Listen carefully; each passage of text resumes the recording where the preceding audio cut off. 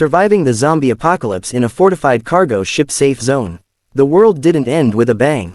It ended with a quiet scratch, one infected hand dragging itself across a metal door in a small coastal town. Within weeks, the infection spread like wildfire.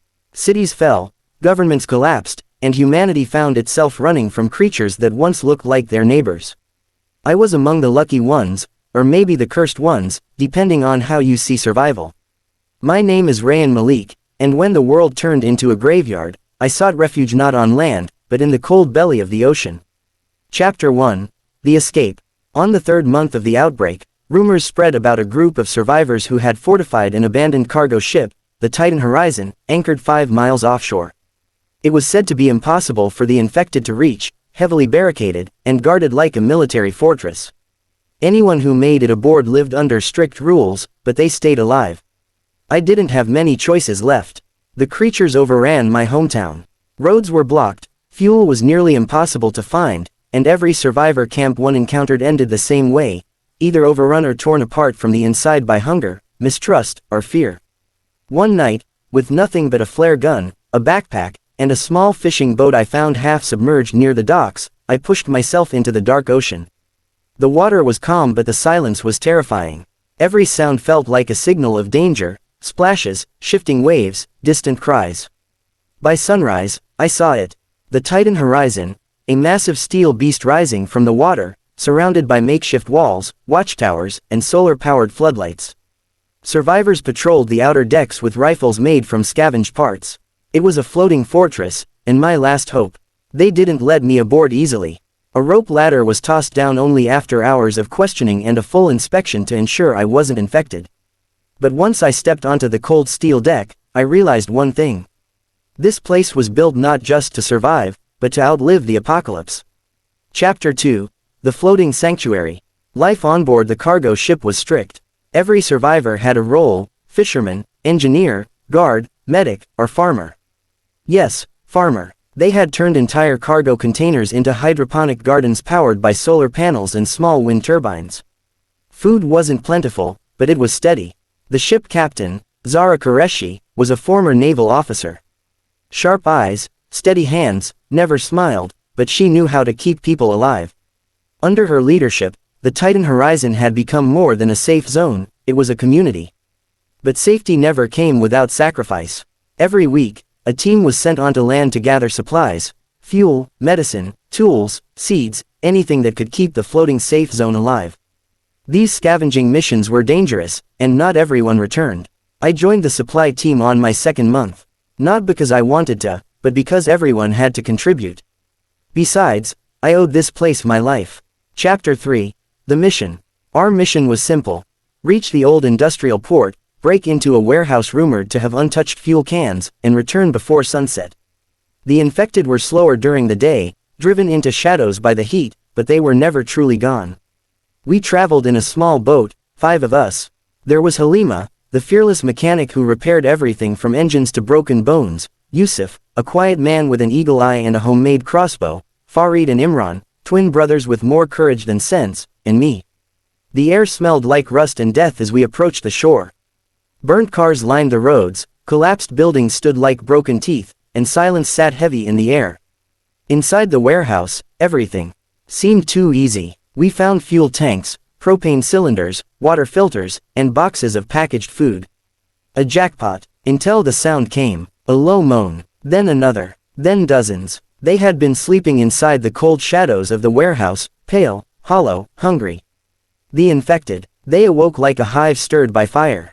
Grab what you can and run. Halima yelled. We sprinted toward the exit. Yusuf fired arrow after arrow, each one hitting its mark, but there were too many. Farid tripped. Imran grabbed him, pulling him up. But the creatures were already close. One grabbed my jacket. Its breath was a rotten heat on my neck. I twisted free, slamming a fuel can into its skull.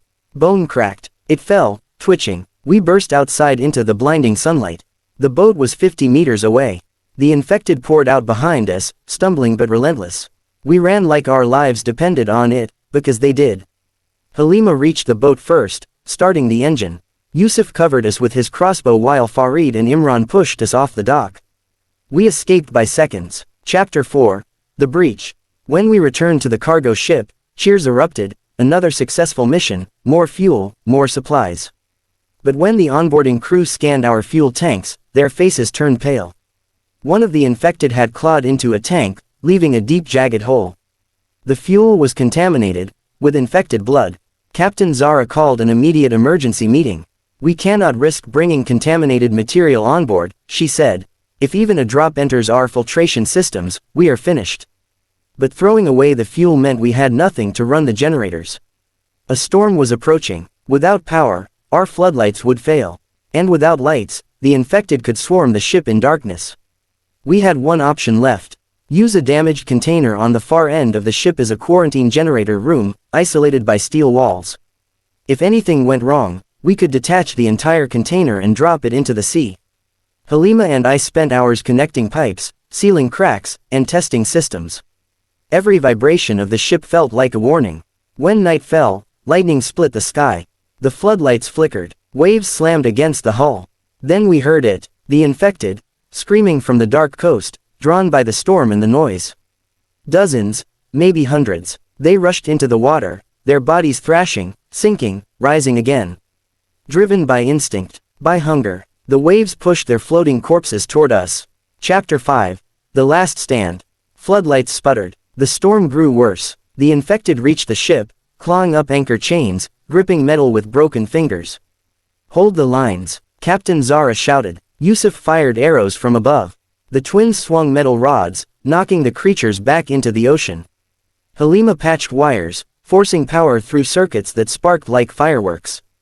The lights dimmed, then died. For a full second, the world turned black. Then the backup generator, our contaminated, desperate creation, roared to life. Brilliant white light exploded across the deck.